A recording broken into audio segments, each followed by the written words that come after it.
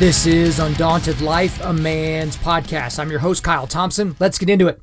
All right, guys, before we hit the content that we're going to go into today, I had a very cool thing that happened on Instagram. So from time to time, I encourage you guys, hey, if something I say that comes up that, you have a question about, or if you're angry about, or anything like that happens, just hit me up. You can hit me up on Instagram. You can hit us up, the email, just info@undaunted.life.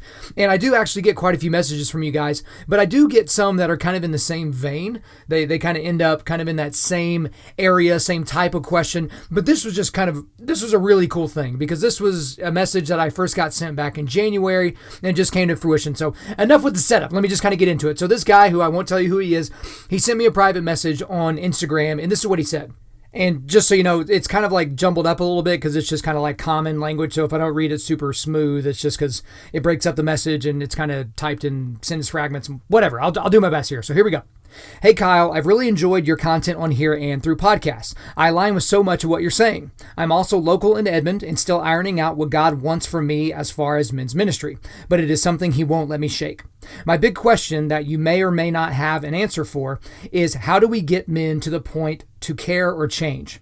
I feel like so many guys in my church are passive, not keen on growth or pushing. And I can relate, because 4 years ago I was probably the same, but since then I have been on this path of manhood and masculinity in Christ, of being bold and called to action. I could talk on it all day, but that doesn't mean they will listen or spark change. I feel like most of my push for them falls on deaf ears or just too much work for what they quote unquote think they have time for. It pains me as a man for men I'm surrounded by at church to not have the same drive and urgency about themselves. And obviously this extends beyond my own church and just men in general, of how do we get them to, I don't know if that's what he meant to say. Basically, how do we get them from a place of passivity and complacency to a stage or drive and willingness to work on themselves for God, their wives, their kiddos, etc. Thanks for any advice on this, man. Oh, by the way, my name is, and I won't say his name. So the thing about it is on Instagram, you can actually respond with voice messages, right? And so I sent him basically 4 different voice messages, so about 4 minutes worth of messages. And I'll keep a lot of the content kind of, between him and I, but the general gist of it is, man, your story is not unique, because I get this question a lot. And so that just proves to me that this is not a unique occurrence with a lot of people. This is something that a lot of people run into. And so it's kind of one of those things, like, think about whenever you found something that, is really awesome. Maybe it's a movie or a new restaurant or like new shoes that are great for running in or something like that. You find it and then you become an evangelist for it, right? You want to just tell everybody about this great thing that they've got to see or experience or do or whatever. And then when people don't get nearly as excited as you do about it, it's kind of like, oh man, why aren't they as excited as I am? Well, the same thing happens if you get really excited about Christianity or really excited about manhood or anything like that. You just can't expect the guys around you to be on that same path. Now, that isn't your excuse to not reach out to them. It isn't your excuse to not, try and get them to be better and things like that. It's certainly not what I'm saying. But at the same time, it's really, really hard for them to kind of match that. And so basically what I told this guy to do is model it. If you don't have a group of guys that meet on a regular basis that you look to and trust and all those things, then be the trailblazer. Be the first person that starts it. Start a thing. Just pick anything. And just dedicate yourself to it and try to get a couple of guys to do it with you, right? Try to get a couple of guys ingrained in the process. And it might grow and it might not. But that's the thing about male community, is there are male communities that are already set. You've got military, police academies, teams, fraternities, like these things are already set. You can be a member or not be a member. You can earn your way onto that team or you can lose your way off of that team, whatever the situation might be. But at the end of the day, it just kind of is what it is. So I responded to him, he immediately said thank you. And again, that was back like at the end of January of this year. And so all of a sudden in this past week, I get this message from him as a follow-up. Just wanted to follow up here. I took your advice and challenged them. Did a book study in Play the Man each week and challenged for them to try and complete by the next time we met. Following the book over the summer, I challenged them to form a mental, physical, and spiritual goal to complete by August. Surprisingly, I got 17 men to sign up and at least form goals, which was a huge win. I was happy with 3. Now, not all kept up with them, but it was a start. Last thing, as part of the challenge, I said for those willing/interested, we would hit a backpacking trip in Colorado to scale a 14er. So I got 7 guys to commit, including myself, and completed that challenge 2 weeks ago. Just wanted to say thank you for your encouragement in our last conversation and for your content you provide weekly, brother. And then he sent me a picture of him and his group of dudes at the top of, looks like it's Mount Massive. Yeah, that's Mount Massive in Colorado. And so that's just kind of one of those things, guys, is this guy just so happened to be in my community. But he found me through, Instagram and this podcast. He found this ministry through Instagram and that podcast. And the thing is there was nothing special about what I said. Like, that's the one thing that I want to make sure that you're hearing. There was nothing special whatsoever about what I told him to do.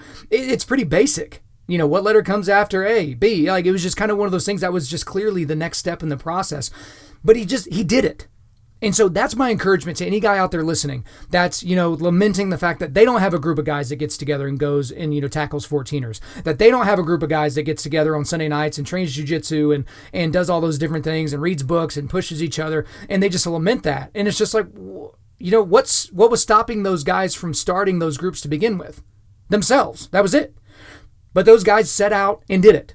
Whether someone gave them motivation or they just, kind of had gas one day and they're like, okay, I'm going to finally do this thing. It doesn't matter. That's essentially what they needed to do. They just needed to strike out and do it. And so again, guys, if you are in the Edmond, Oklahoma City area of Oklahoma, come hit me up at the Forge in Edmond at 7 o'clock every Sunday. We've got a group of guys, between 10 and 20 guys that show up, we read books, we train jiu-jitsu, we do workouts. It's a great community of people. But if you don't live in this community, which is just about everybody that listens to this podcast, if you don't have something like that already, just create it. Okay, guys, let's go ahead and transition into the content for today. I've actually been wanting to do this content for a very, very long time because I found this video a while ago. But let me just, before I get into it, let me just kind of give you a little bit of the background. So again, like I've said many times on this podcast, I am not necessarily a gigantic fan of President Donald Trump. I had two opportunities to vote for the man as a registered Republican in Oklahoma. I chose not to vote for him in the primary. I chose to vote for Rubio.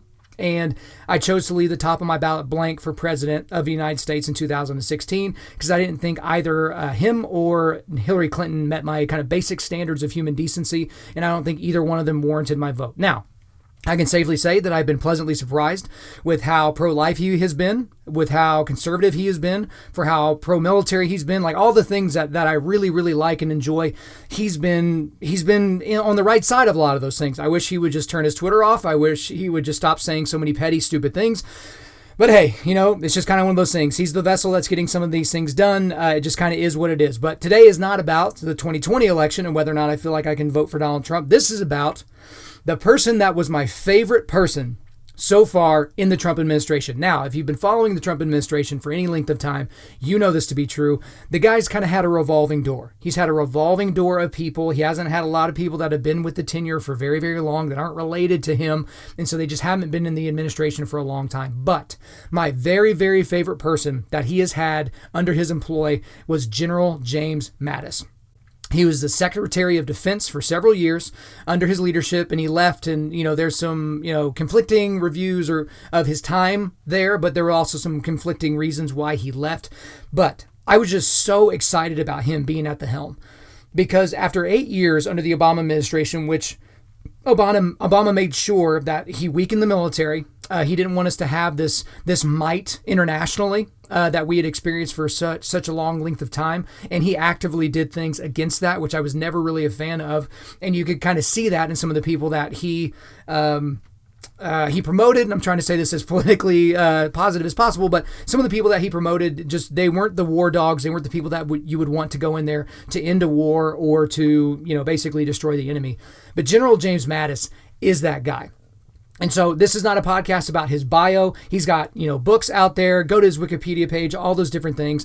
This is specifically about his leadership lessons that he can come up with. Because this is the type of guy that, if you just take him in terms of sound bites, it would be really, really easy to misunderstand how deep this guy is. And there's one soundbite, which is basically my favorite soundbite, maybe from the entirety of the Trump administration, and it's actually this one right here. What keeps you awake at night? Nothing. I keep other people awake at night. If you missed it, I'll play it for you again. Here you go. What keeps you awake at night? Nothing. I keep other people awake at night. Dude, I don't care if you like military people. I don't care if you're impressed by stuff like that. That's some pretty gangster stuff right there. I keep people awake at night. Like, and it was deadpan how he delivered it. I actually included the link to that little 6-second clip there for you guys. That was on an interview for Face the Nation. So this was an interview that was done on national television, and that was his response. So that's just the type of guy that General Mattis is. He is basically a Marine in every sense of the word. And so recently, I follow a lot of the military folks that have YouTube pages and channels and things like that. And so the Marine Corps actually released a video here recently, and it was called Leadership Lessons from General James Mattis. I don't guess it was that recently, but I found it semi-recently. And the thing about General James Mattis, again, if you just listen to him say quotes like that, or if you've seen him deliver quotes like that with his kind of dead face type of thing, you might get the wrong idea about this guy. That this guy is just kind of, a knuckle dragging, military guy, no nuance, like no understanding. But the thing about General Mattis that most people know is that this is a guy that is incredibly, incredibly deep in his thought. This is a guy that's never been married. He's been a Marine since I think he was a teenager. This is just a guy who's been dedicated to being a soldier, but he's not adult either. This is a guy whose personal library is kind of famous. He has about 5,000 volumes in his personal library, and these are not just collectibles, right? There's a lot of guys out there that they've got a lot of books on their bookshelf, and they've read like 4 of them. It's just kind of one of those things. This is not one of those guys. He has read those books, he has studied those books, and has given him a lot of different advantages. And so the cool thing about this video is only like, 17 minutes long or something like that, but it is just absolutely chock full with a tremendous amount of wisdom. And so for any of you guys out there that are current Marines or former Marines, and yes, I know there's no such thing as a former Marine, but you get what I'm saying. For those of you that are kind of in that area and in that world, you're going to understand a lot of this, and a lot of this is going to be kind of right up your alley, especially if you've been in any of the other branches of military as well. But even for civilians, this is just going to be a great thing for you to hear from a guy like this that has been basically in every single type of leadership scenario you could think of, positive and negative. And so the cool thing about this is he's asked maybe about half a dozen, 7 or 8 questions or something like that throughout this, and then he immediately gives his answers. So what we're going to do is we're going to go into the audio from this video. Again, of course, I'll put the video here at the end, and you can just kind of go through. I'm going to go through them in order. And so sometimes I try to give you the clips like, oh, this clip starts at this number or whatever, but it's a shorter video. If you want to find the exact thing later, you can go through and do that because I keep them all in order. And so we'll listen to him ask the question and answer the question, and then we'll kind of come in and out with what we have here. And so the first question that he has, I'll have him read it, but just kind of launch into it. It was basically talking about the toughest decision that he ever had to make as a member of the Marine Corps. So here we go to General James Mattis. Marionette Young asked me a question about the toughest decision that I've ever had to make while I was in the Marine Corps.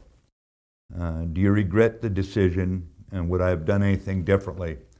Marionette, when we go into the Marine Corps, we swear to obey orders and carry them out to the best of our ability and defend the Constitution. So I've not regretted those decisions, and one of the toughest that I could mention to you was after being ordered to attack into the city of Fallujah. I was ordered to halt the attack deep inside the city, and during that first and ultimately aborted attack, ordered to withdraw our Marines and sailors out of the city they had fought for, and they had lost some of their buddies in that fight. So it was a difficult decision. It was a decision taken for reasons that had nothing to do with the tactical situation on the ground. I was concerned to a degree if the Marines would lose confidence in their leadership because of it, but they didn't. I still recall a young saw gunner being interviewed by a television crew talking about how terrible he must feel that he was being ordered out of the city, and he was a slow-talking Marine from down south. He just calmly looked into the camera and said, "Doesn't matter. We'll just hunt him down somewhere else and kill him." And I bring this up because ultimately it's about the spirit of the Marine Corps that nothing really can stop us. And we just don't take refuge in self-pity or any of that kind of stuff. And so as a result, the Marine Corps remains a very feared organization in this world, as it should be. So tough decisions, tough times, and sometimes things don't go our way. Doesn't have anything to do with the decision we make about how we feel about it. Every Marine makes their own decision about how they're going to react, what happens to them. And that's what sets the Marine Corps apart, because when the times get tough, the Marines get tougher. A lot of good stuff there, but the big thing is not finding refuge in self-pity. I thought that was a really interesting thing because, again, that first answer might seem a little bit overtly militaristic, which, this is a general, this is a Marine, it just kind of is what it is. But Marines are kind of known for having that indomitable spirit, right? The few, the proud, the Marines, these are some of the toughest guys. And here's the other thing, is I've got friends that are in some of the special operations community, and so in a lot of the different branches, and no one really has anything bad to say about the Marines. Like, the Marines never have the most when it comes to budgeting. The Marines never have the most when it comes to just about anything. They don't have some fancy academy that you can go and get your 40-year degree from before you come in as an officer, any of those types of things. Just a different branch, right?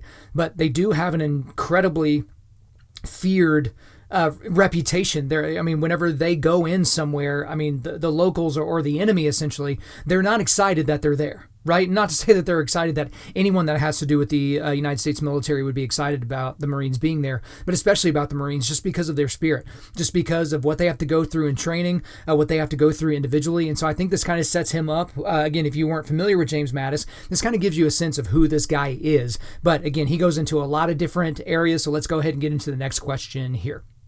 Phil Claiborne wants to know, how did I continue to stay motivated throughout my Marine Corps career? That's real easy. Phil, I'll tell you right up front, there were some jobs in the Marine Corps I didn't care for. I learned to hate minefields at age 21 when the Marine Corps trained me as a second lieutenant in the infantry to go through them. And I continued to hate minefields as long as I had to encounter them throughout my career. But the reason I stuck around the Marine Corps was the spirit of the Marines. I knew I could make a lot more money doing something else, and I knew I could live a lot better quality of life and not be deployed all the time. But it was the spirit of the Marines that kept me motivated. I never went to work feeling like woe is me, that life is tough or anything else. I look forward to every day, and it's simply because I stuck around the Marine Corps for the right reason, and that was to serve alongside young Marines. The spirit of the Marine Corps. I mean, I don't know about you guys, but when I was listening to his answer to that question there, I'm like, this guy's a romantic. Like, in addition to being a complete gangster, this dude is a romantic, because it was his romantic attachment, not in a weird sexual way, but it was his romantic attachment to the ideal of what it means to be a Marine. Again, you heard him there again. This isn't about self-pity. This isn't about, oh no, not another minefield. Like, you're not going to get that from a Marine that's a real Marine, right? And so I thought that was very interesting because those are back-to-back questions. And I'm not sure that this video was edited to kind of move questions around or anything like that. But again, this gives you a kind of sense of the fact that this guy was so drawn to the camaraderie that he was willing to go through the crap. And that's what you hear. That's what you hear from guys that are former military, still in the military, athletes, former athletes, fighters, former fighters, whatever the situation might be. It's that camaraderie. And again, just from the top of the episode, this wasn't, planned, but I mean, that guy that sent me that message, he so desperately wanted a community to be a part of. He just happened to go out there and start it. You know what I mean? So let's go ahead and get into the next question for General James Mattis here.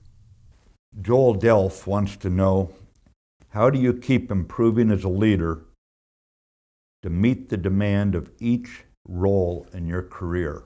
We all get promoted. You have different roles to play. How do you stay teachable as a leader?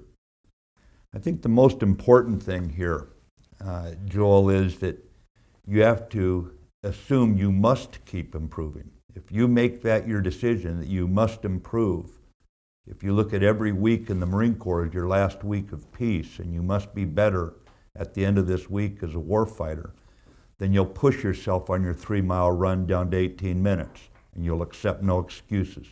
You'll push yourself to 21 pull-ups, and you'll accept no excuses. You'll push yourself to read the Commandant's reading list. You'll push yourself that when the things are going tough in the field, you keep your spirit up, and you're the man everyone can turn to, knowing that you don't give up.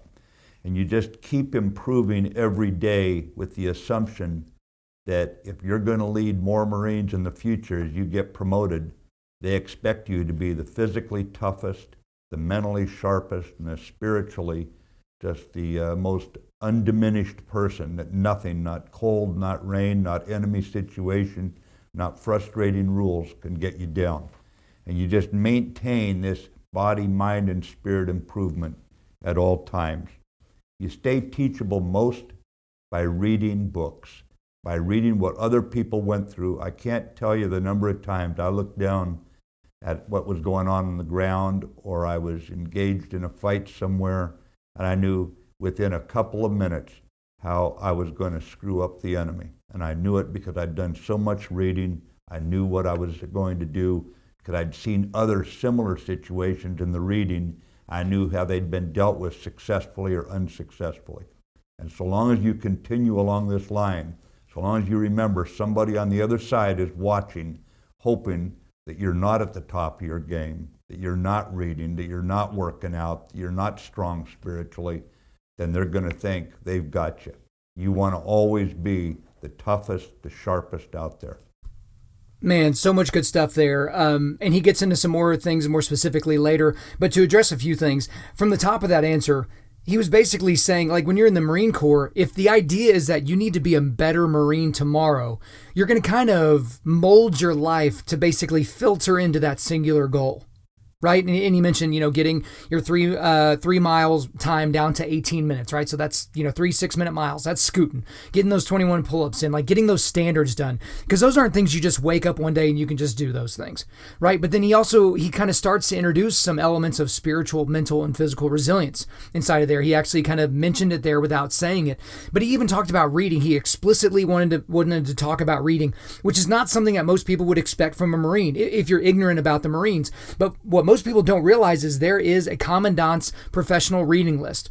And so I've included that here in the show notes, but this is an unbelievable reading list. And this is coming from a guy that's got a reading list, right? So if you're not familiar with ours, just go to Undaunted.Life /book list. You're going to get kind of our top 100 books that every modern Christian man should read list. But the Marine Corps has this down literally to a science, right? So I'm on the website right now, and there are some books that we have on our list that are on their list as well. But they've got a list for entry-level enlisted, primary level enlisted, career level enlisted, intermediate level enlisted, senior level enlisted, entry level officer, primary level officer, career level officer, intermediate level officer, senior level officer, Marine unit, library program. I guess that's kind of the entirety of the program. Then you can nominate a book, how to use the guide. You've got an entire PDF on here, and I'm just going to click on one. So like if you went to senior level officer, there's 1, 2, 3, 4, 5, 6, 7, 8, 9, 10, 11, 12, 13, 14. There's a couple of dozen books here. There's a lot of books here. And, again, when you get into some of the basic ones, like if you go into entry level enlisted, there's only, 5 books there. But all of these books are unbelievably important. And some of them are militaristic in terms of tactics and moving your people here, moving your people there. But the big thing from this answer is just imagine how better you would be at whatever it is if you felt like this innate need to be better at that thing tomorrow. You could use that any way you want. Being a better husband, being a better father, being a better businessman, being a better servant at church, being a better this, being a better that, being a better athlete, whatever the situation might be.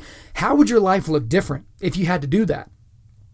And so that's what I have this conversation with a lot of people a lot of times because, I train so I can be in really good shape for a lot of different types of scenarios. So I'm not just strong, but I'm also fast. I'm not just fast, but I also have good cardio. And I don't just have good cardio. I can think while I'm, tired. All those different things are the reason why I train. But a question I do get a lot is, Kyle, what exactly are you training for? Because if you see someone running a lot and biking a lot and swimming a lot, and then you ask them, what are you training for? And they're like, oh, a triathlon. You're like, yeah, that makes sense. I'm training for an Ironman. Yep, I can totally see that. But when you do so many different things, people are like, what exactly are you working towards? And they're not exactly blown away by my answer. And I'm like, man, I'm just training for life. Like, in the extreme scenario that I need to run 100 yards at full clip in order to save my life, I can do that. If I need to run 10 miles at a good pace to save my life or someone else's life, I can do that. Like if I need to get somebody off of me or something off of somebody else, I've trained to where that's a higher likelihood. You know what I mean? Because I'm always looking at who I was yesterday, today, and I'm like, okay, am I better than he was? And the thing is I realize Father Time's undefeated. I realize that there's a certain age where I'm not going to be able to jump as high as I could when I was younger, or run as fast, or do things as long, or recover as well. And I know some of you guys are in the thick of that right now, where you're mentally there, but your body's not, right? But just imagine if you kept that same mindset. Now, imagine what you could do to Father Time. You could push Father Time off a bit and be like, look, bro, I know you're coming, but I'm going to put you off in the distance, right?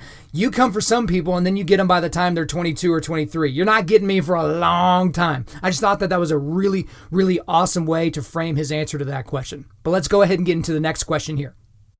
I've got a question here from Raul Jr.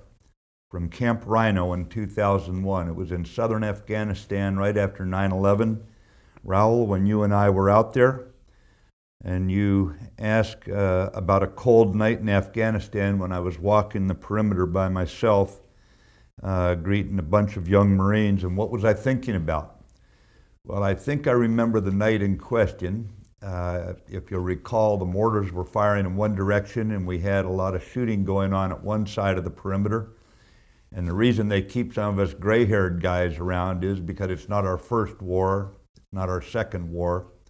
And what I was doing was walking to the opposite side of the perimeter, just suspicious if the enemy was perhaps fainting on one side and they were actually going to attack over on your side of the perimeter. So I was over there knowing full well that the Marines at the position that we were being attacked would handle the enemy. I wanted to make certain we were ready for any surprises. So I was over there just checking on the Marines, seeing how they're doing. And all of them wanted to get over to the other side of the perimeter and get in the fight. And I said, oh, you boys just stay right here. There'll be plenty of fighting before this is done. So that's what I was thinking about that night, Joel. And thanks for being out there. It was a cold night. So not only is this guy a bad A, and not only is this guy a gangster, the guy is a sage as well. I mean, this is an answer, a very short answer that kind of gives you an idea of the wisdom of this man.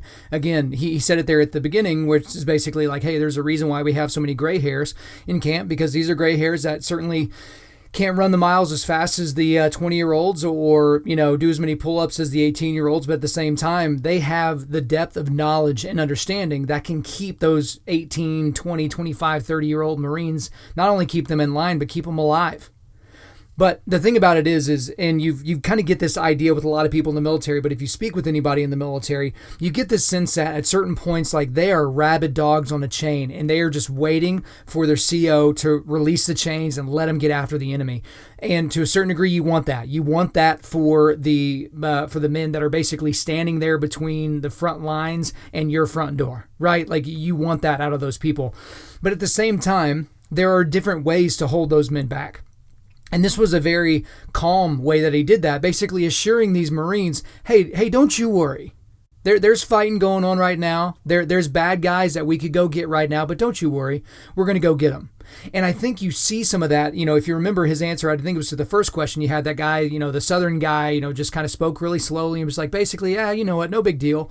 We'll just find them and kill them somewhere else. We'll find the enemy and we'll snuff them out somewhere else. That's, again, that's kind of a very calm, cool, collected way for someone that you would just think that they would be hyper aggressive and default aggressive all the time. But that was a great answer there. Next question here.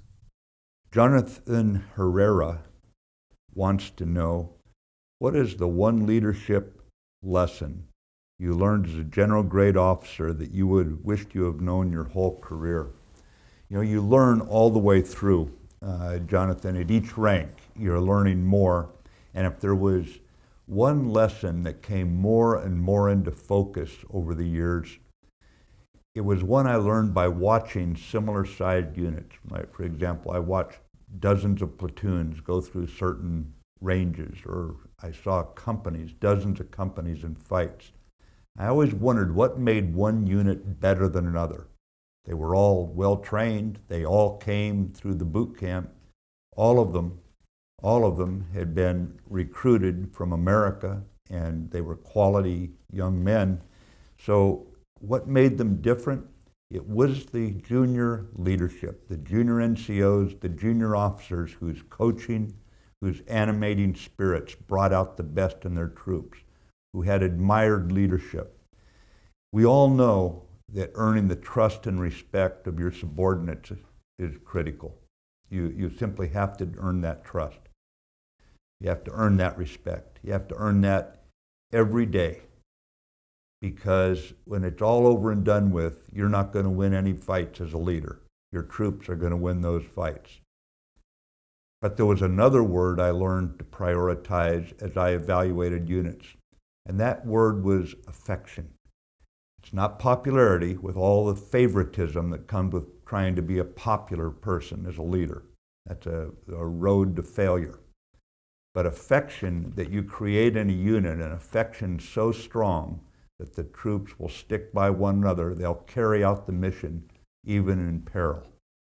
And I bring this one up because I believe that that kind of affection brings out self-discipline, where people don't want to let down the unit. And I think that if there is one lesson I learned along the way, that the more you can build that kind of affection in a unit, when the going gets tough, when people are getting shot down around you, it'll pull together, it'll pull through. And it'll be a lot smoother organization. It'll move more rapidly against the enemy, more fluidly against the enemy, and it will, generally speaking, have fewer disciplinary problems in garrison, whether they be DUIs, sexual harassment, or all that stuff that you see some jerks do. And on the other hand, when you're in combat, you'll find that they really play hell with the enemy because of what they sense about each other and the conviction they have to supporting one another, their commitment to one another. The big things I took out of that was junior leadership and affection. So with the junior leadership part, I don't know if it's different for you, but for me, I wasn't really expecting that to be the answer from the general, right?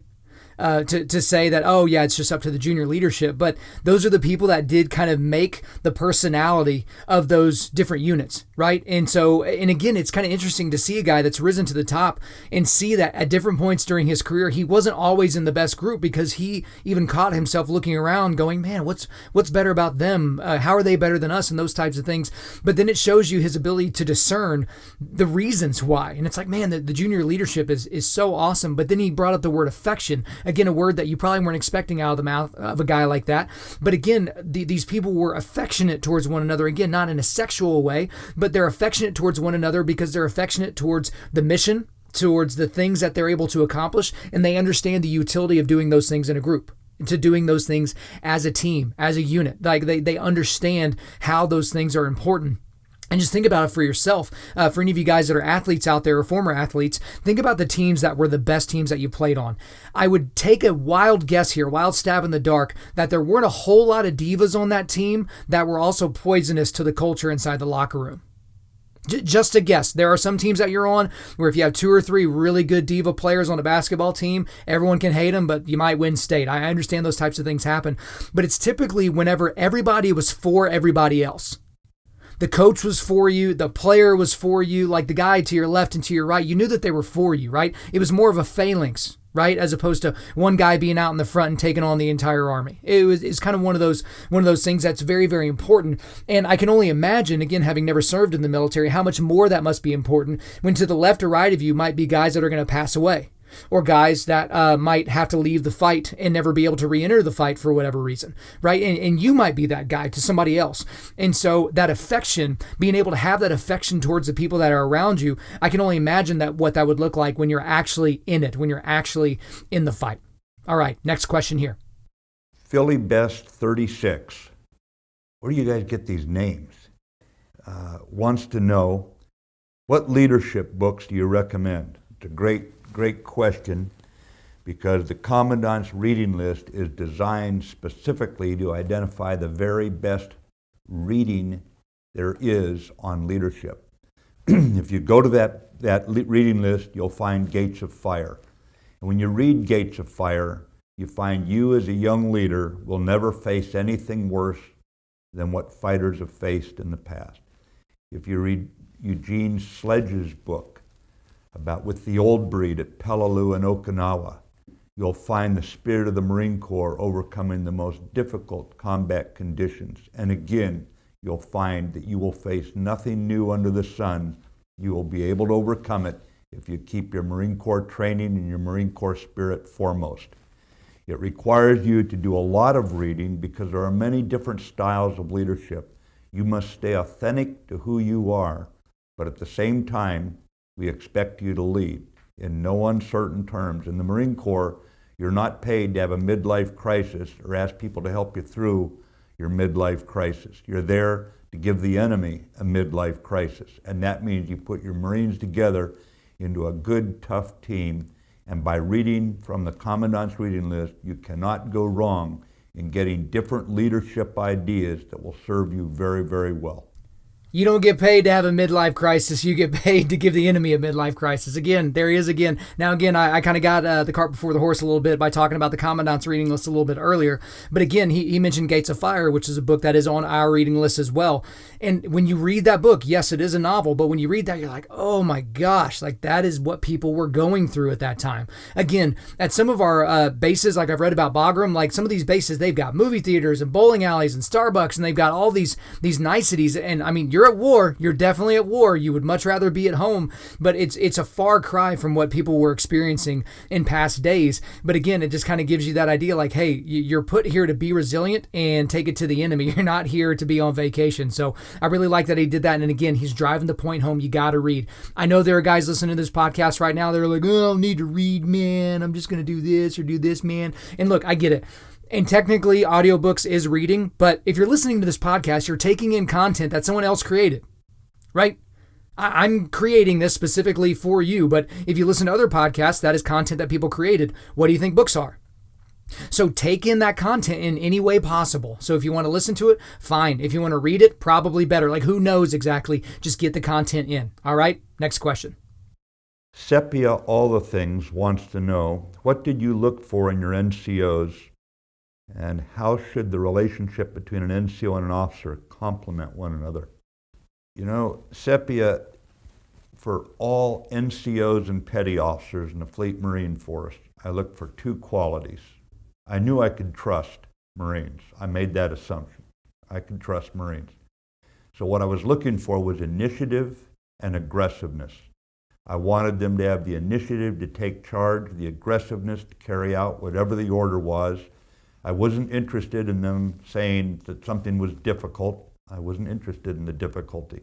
Difficulty is an excuse that the Marine Corps will never accept from its sailors and Marines, its petty officers and NCOs.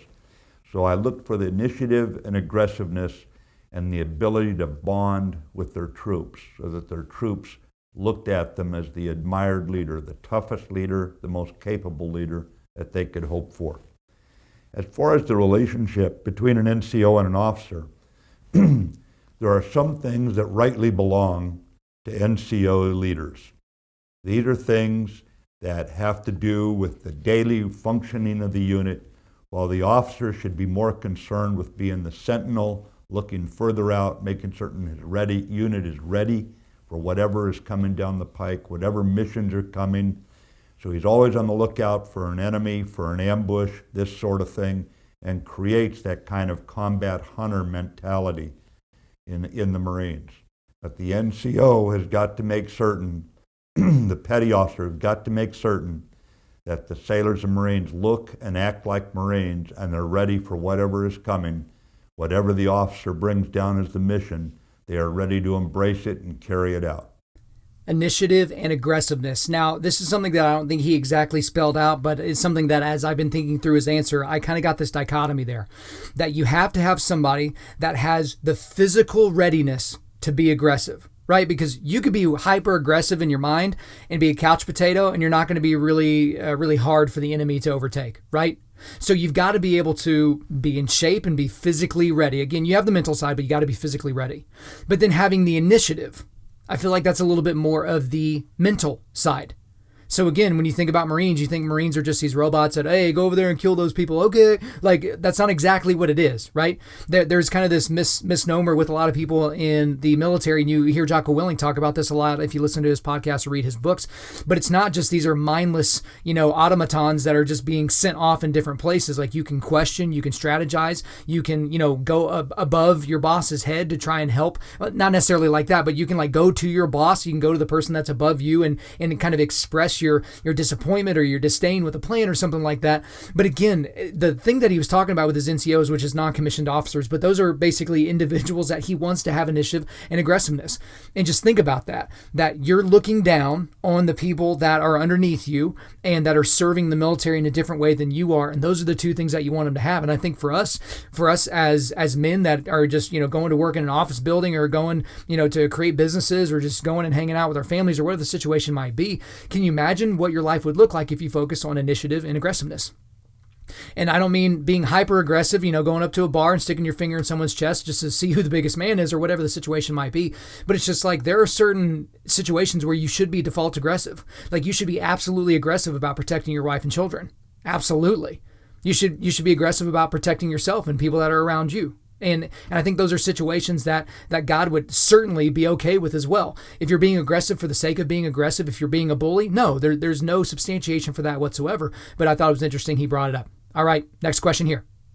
Hey Del Bono wants to know, again, where do you guys get these names? I'm going to come up with a few good ones for myself after this. Hey Del Bono asks, what, in your opinion, is the most important leadership trait and why? There is no way to separate out the leadership traits, because if you prioritize one over the others, then you actually become a weaker leader. You've got to look at all of them and how they come together that make you into the kind of leader that your troops want to follow and are willing to follow, knowing you have the skill and the enthusiasm, you have the passion, you have the compassion that makes you the full package. Remember, what we want to do is make Marines and win battles. And you do this by creating a Marine Corps that is no better friend and no worse enemy. You can't be strong in one leadership trait and lackluster in another and be a good leader. So the answer to the question about which is the most important leadership trait, I think it's how you put it together in your own authentic way so you stay yourself, but at the same time you recognize your responsibility to put all the leadership traits together in one complete package.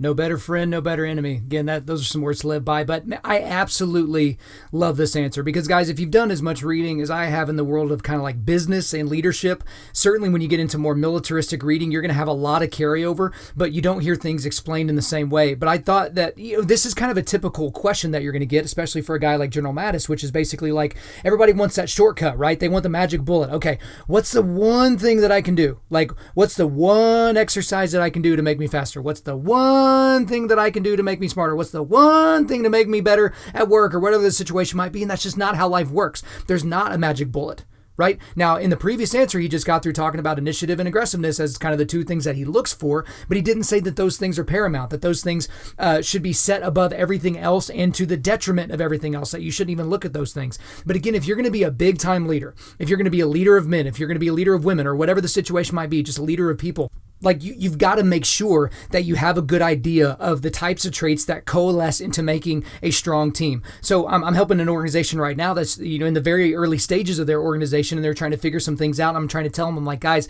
you get to set the tone for the entirety of the company. But your higher number 3, 4, 5, 10, 20, those are going to be the people that are kind of the cornerstone personalities for what you want to do. So it's not that you can't make a mistake, it's that you shouldn't. You should do everything that you can to make sure that you do things well. And again, it's about how do they complement you?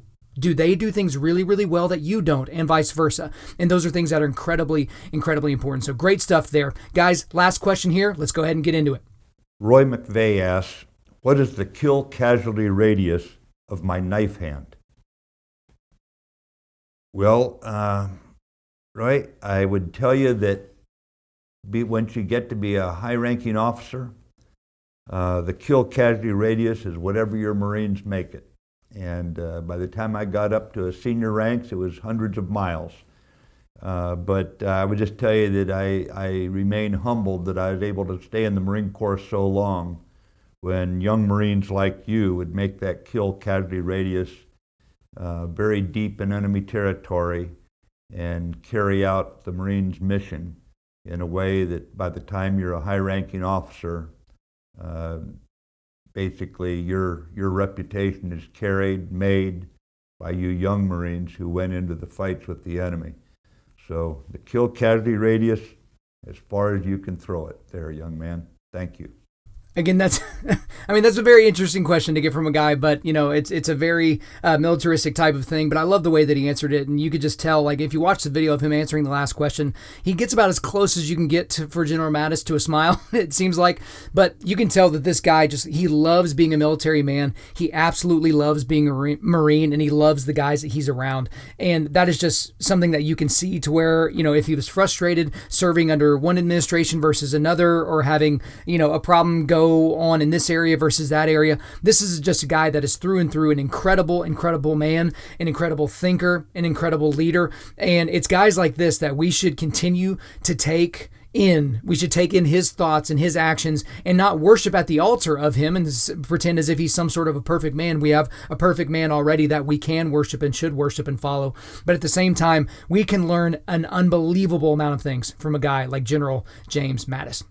Guys, before we let you out of here, we'll do a quick resilience boost. As you know by now, we are a men's ministry, and our mission is cultivating manly resilience. And specifically, we do that by providing content that forges spiritual, mental, and physical toughness. So for today, the content that I have for you, I've already talked about. So I've got the video, Leadership Lessons from General James Mattis. The YouTube link there, I've got that little one where it basically talks about the nothing, I keep other people awake at night. I've got that little clip for you. And then I've got the Marine Corps University Research Library Commandant's Professional Reading List. And guys, I would say spend a lot of time with that list. There's a lot of books on there. There's a lot of ways that you can use the resources on there, but I would highly encourage you to do so. Guys, thanks so much for listening to the podcast. We really do appreciate it. If you would, please subscribe on iTunes, SoundCloud, Spotify, or Google Play, and refer your friends to listen and share this on social media. Guys, if we deserve a 5-star review, please leave us a 5-star review. This is how the podcast will continue to grow. I'm currently booking speaking engagements for the remainder of 2019 and all of 2020. So if you want me to come speak at your conference, on your podcast, to your team, to your whatever, hit me up, email info@Undaunted.Life. Again, that's info@Undaunted.Life. The website is www.Undaunted.Life, and you can follow us on Instagram and Twitter @Undaunted.Life or Facebook.com/Undaunted.Life. Check out our free devotionals on the YouVersion Bible app. Just search Undaunted Life under plans. And as always, we want to thank the band August Burns Red for allowing us to use their entire music library for our content. The intro-outro track on this podcast is their song King of Sorrow, which is off their latest record entitled Phantom Anthem. Links are in the description. I'm your host, Kyle Thompson. Remember, keep cultivating manly resilience, keep forging spiritual, mental, and physical toughness, keep seeking the Lion of Judah.